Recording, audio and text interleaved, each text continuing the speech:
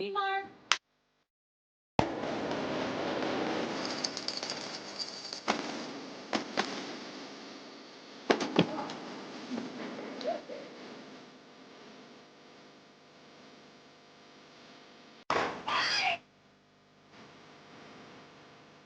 Hit the glass! Hit the glass!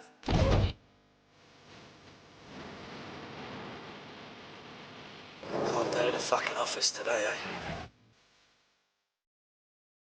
I think we knew there'd be a Crank 2 when the DVD sales sort of took off on the movie, you know? On C1. The first movie was a little bit of a hit, you know? It was a little bit of a hit. We got a following for that movie. Well, not just Actually, that, we pissed a lot of people off. we pissed a lot of people off, but that movie, I mean, Crank,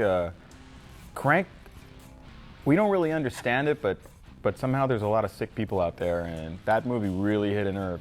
And we cured him.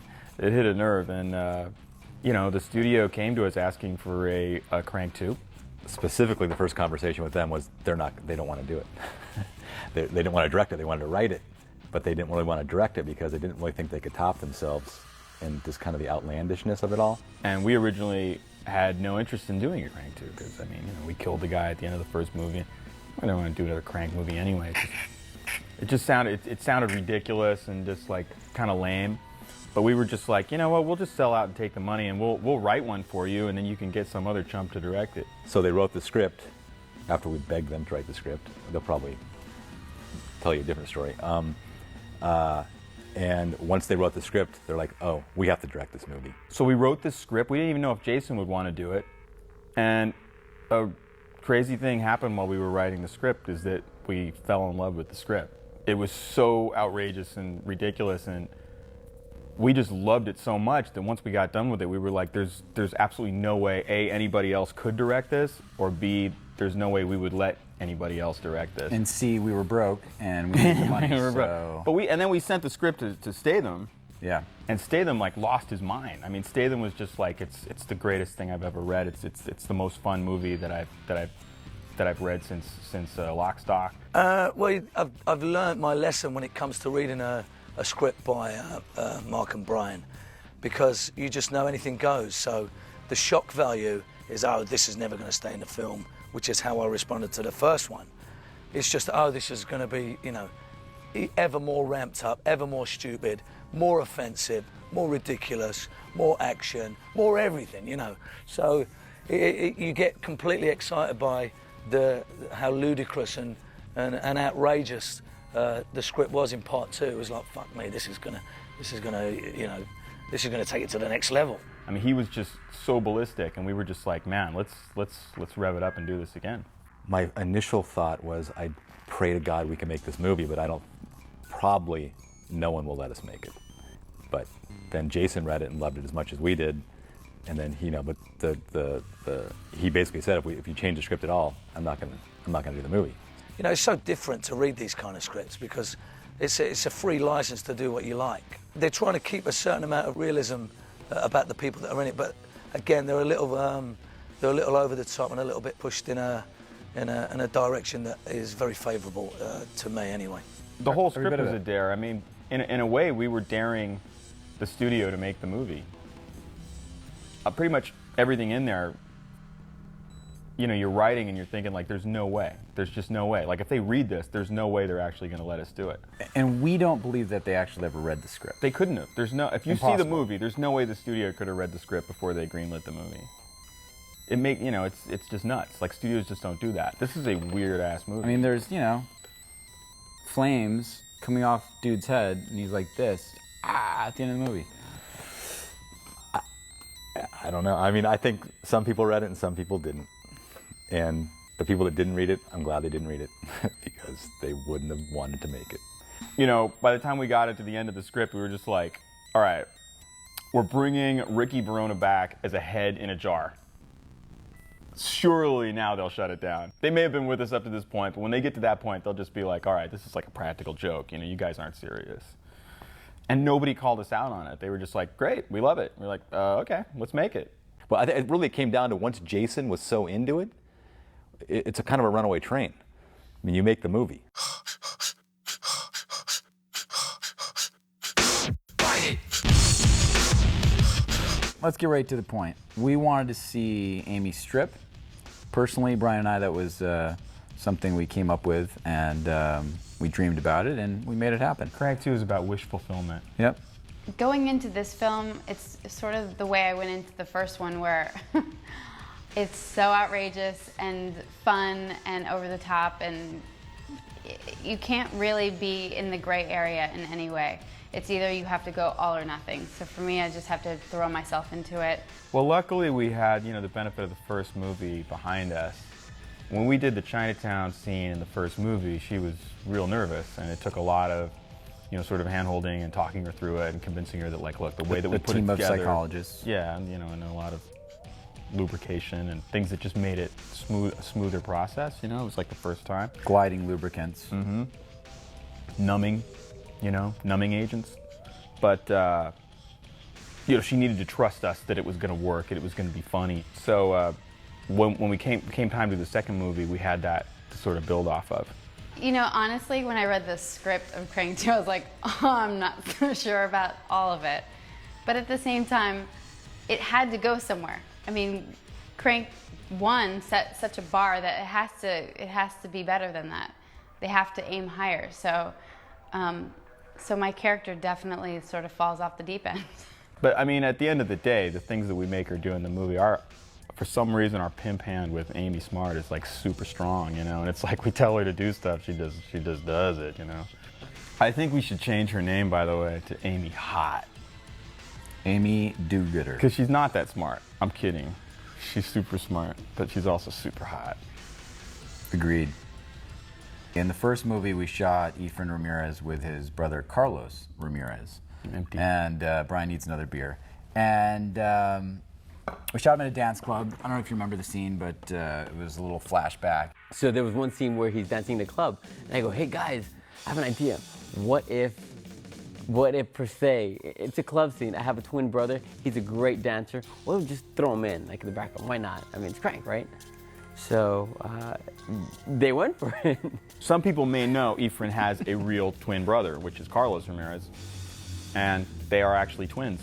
They both look like Pedro. They came from the same egg. It's pretty awesome. And in the first movie, for some reason, when we did that freaky club scene with Kalo, we had Carlos come down. And I don't really know why we did it, except like, you have a twin brother? That's so crazy and creepy. Like, let's dress him up too, and you guys could dance together and like make out on the dance floor. It'd be incestual and weird. And yeah, and it was really gnarly.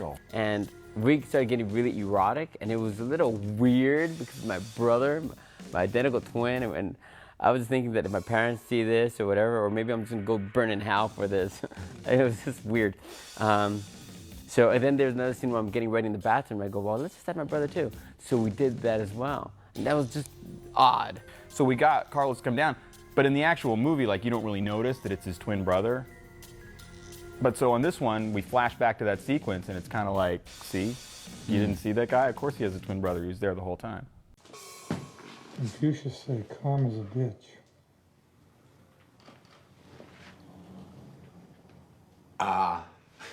I'll be back. David Carradine's amazing. We didn't even have that as an option early on. We were searching for a real Asian Mal who was in the age range of 95 to 115. We wanted to find a 100-year-old Chinese guy. We were looking forever. We're like, there's gotta be a 100-year-old Chinese guy. Or at least a Chinese guy who looks 100 years old. I mean, the guy was supposed to be like Yoda. He's supposed to be like that big, No, I think they originally had the idea of hiring some little Japanese guy or something, and they decided it'd be funnier if they used me. So we couldn't find anything close to that. And then at the end of the day, it was like, wait a minute, Kung Fu.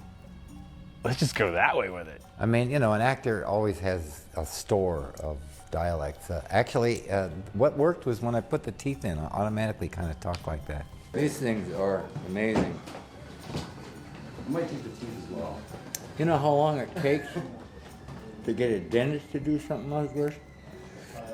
And they did this in like, 3 or 4 days. I get most of my characterization from wardrobe and makeup, really. I just did 5 hours of makeup today for about 15 minutes work.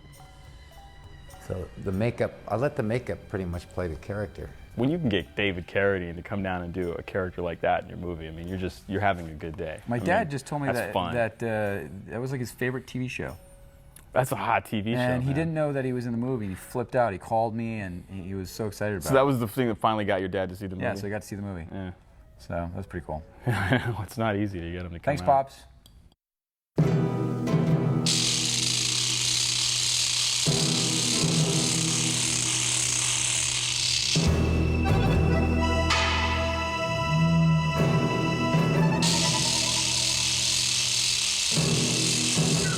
Clifton's an oddball, man. He's as nuts as we just are. read it. So yeah, I mean, the thing about a script like Crank 2 is it really kind of separates people out. You know, a lot of the sifting of talent is done in the script stage. There's certain people who will read that script and just they just don't get it at all. Like they just don't get it, which is fine. Like us.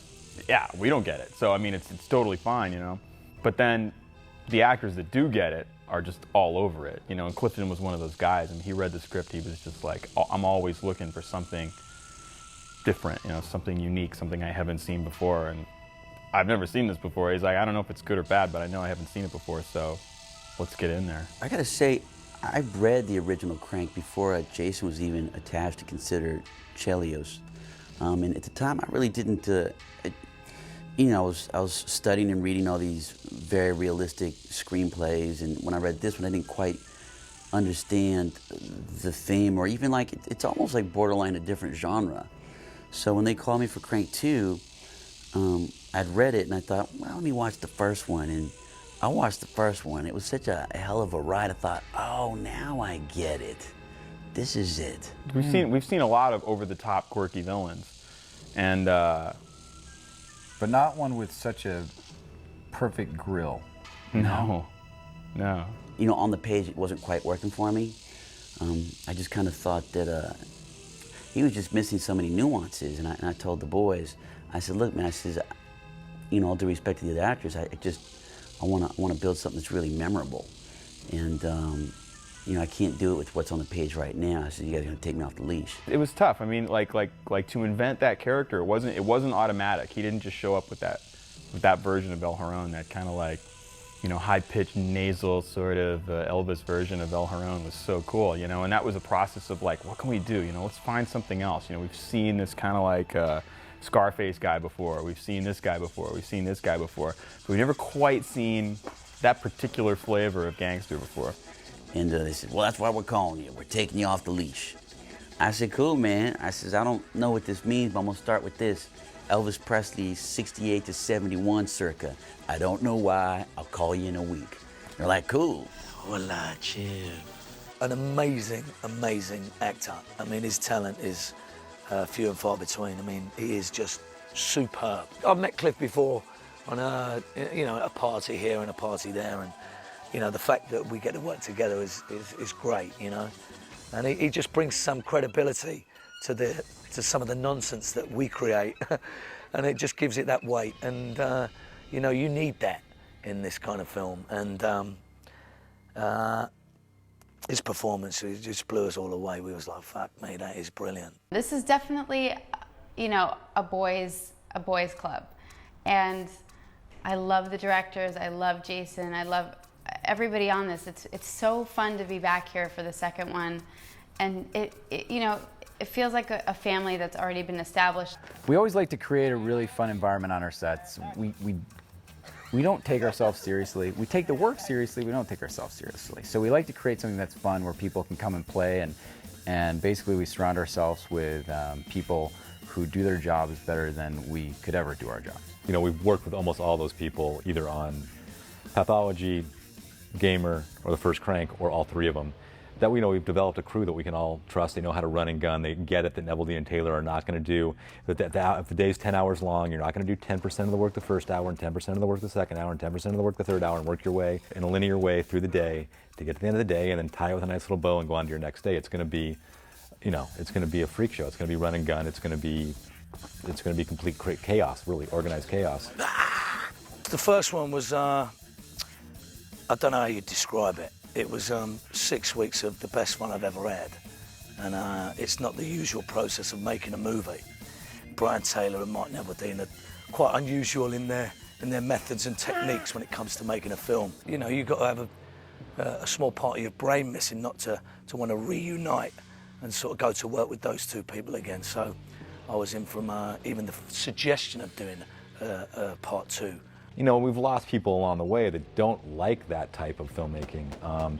And we've kind of been able to replace the people that aren't into it with different people, and got to the point now on our 4th movie that we have a pretty solid crew that actually get off on it. It's not a burden. It's not, well, fuck, at least I'm going to get paid.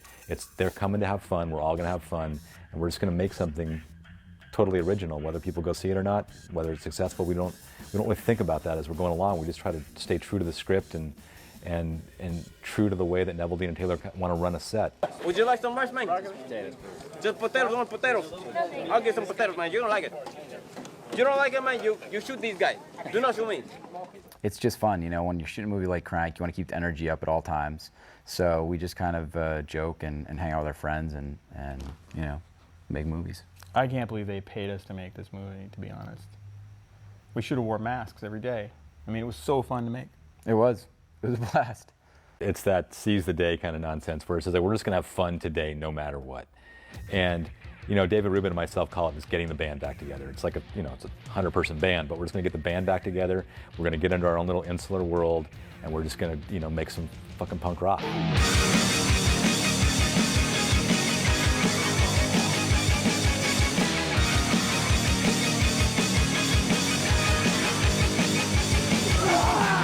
You know, honestly, we shot this other movie called Gamer with Gerard Butler. Not with Corey Hamer. This was a big budget, sort of like action spectacular with gigantic battle scenes and things blowing up. And we shot that on the Red system, which is an amazing camera system in and of itself. But it's kind of like a 35mm shoot. And you end up at the end of the day with these big ass cameras, and we operate everything ourselves. So we're running around in the middle of explosions and battle scenes and cars crashing and stuff, and we're holding these heavy cameras. And by the end of that shoot, we were just broken physically. I mean, we were just like, we'd had it. Spiritually. You know? And spiritually. God was not on our side at that point. And sexually broken. I feel like the first one, it was, first of all, they were shooting it with those little HD cameras, but they were connected to that equipment that was like 60 pounds. So when Mark would shoot on his rollerblades, like he had to have this massive backpack, and I don't think they had as much flexibility in the first one, and then they went to do the game, and I think at that point they got these better cameras that were smaller and more portable. So in this one, it feels like they're just able to maneuver better. We only took like a 2 or 3 week break before we ran in and did Crank 2, so we were just like, you know what? If we want to move the camera the way that we want to move it in this movie, it's a lot of moving. We're going to need to just completely break some new ground, because there's no way we can take these heavy cameras and do the kind of things that we wanted to do. We wanted to move the camera so fast and crazy and unpredictably, and work so quickly that there would have been no way to shoot it traditionally. They pulled out the Canon XH-A1, which is a great camera. It's a camera that I had already shot 3 or 4 features on at that point. So I was super familiar with it. I was like, okay, great, you want to shoot with this? Perfect. This is gonna be awesome. I know we can pull this off. The one camera I didn't expect for them to pull out was the Canon HF10,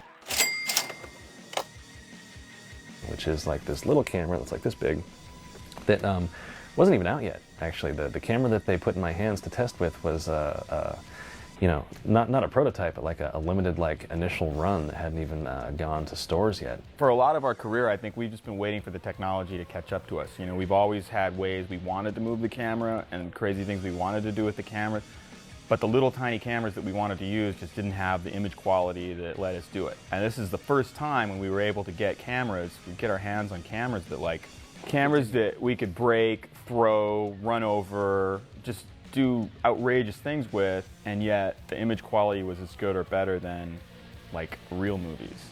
I remember I showed up for a test day a few months before we started shooting, just to do a test with these cameras to have filmed out and show to Lakeshore, show to Lionsgate, just to prove, hey, you know, a movie can look good and it can resolve well off of these little cameras. And then when we really liked what it looked like, then we were just like, thumbs up, y'all. And we had to convince the studio at that point, so we took everything we shot, and we threw it in the trash, and then we showed them some scenes from Batman, and they're like, damn, this looks good.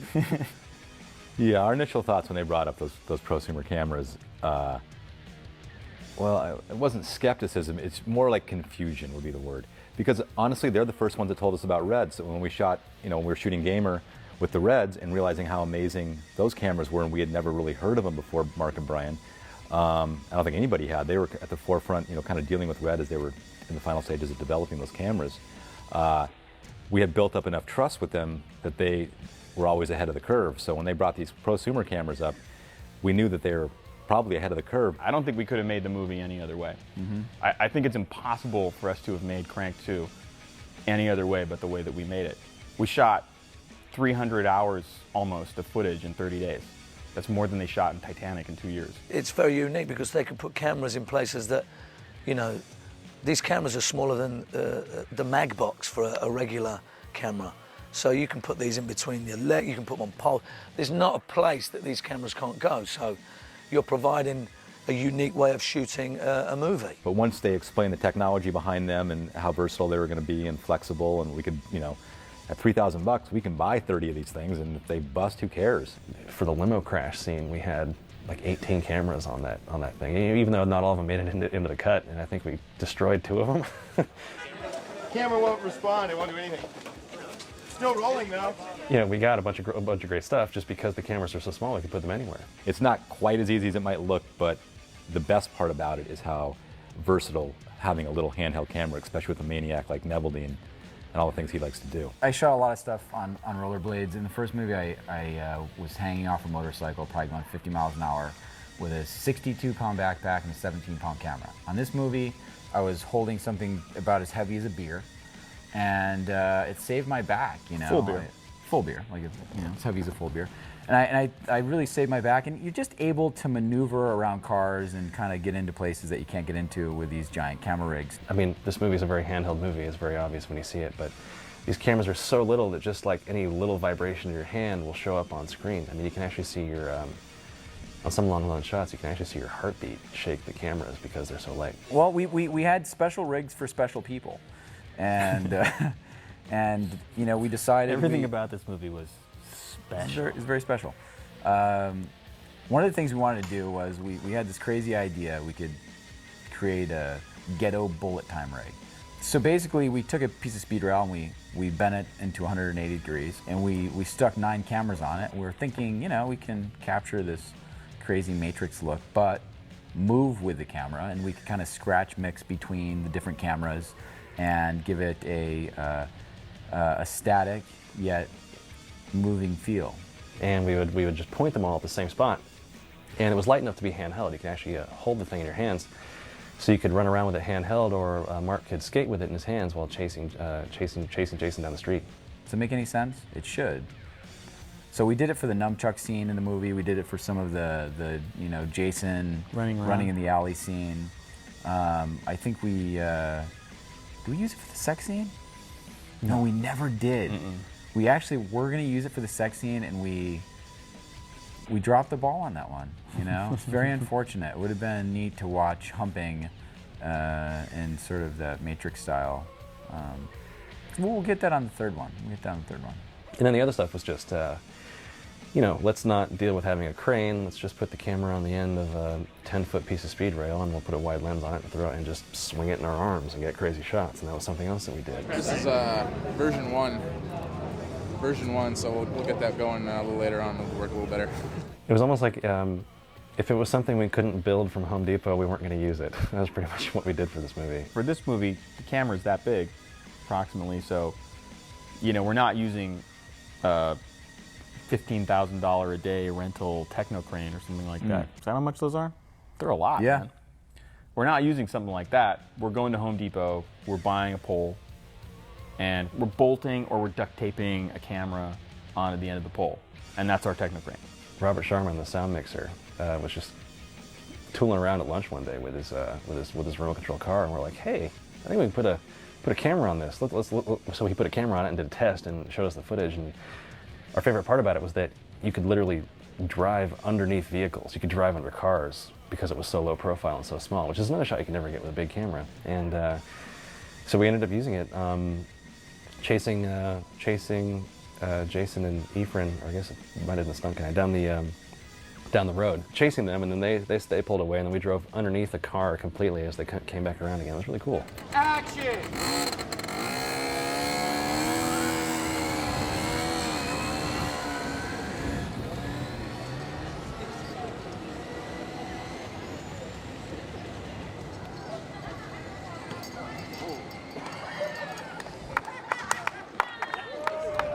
I think I'll do it. Get the J camera. That was probably the lamest thing I've ever seen. There was nothing good about that. Nothing. He's fired. Put him back in the sound card. Oh shit. Unbelievable. I don't believe any great new film tricks or film scenes or nothing comes out of conformity. And these guys are anything but that. They break all the filmmaking rules, and when you break rules, you come up with new, different stuff that's exciting. There were so many times on Crank 2 when we were saying, God, imagine if we'd had these cameras on Crank 1. We could have done in this scene or this scene or this scene. You know? And it was actually a really smart choice, I think. I'm happy that we did it. It allowed us to shoot a film in a way that I've never seen a movie like this on the big screen. It's amazing to be part of something so new and different. At least it's different. That's what I like about it.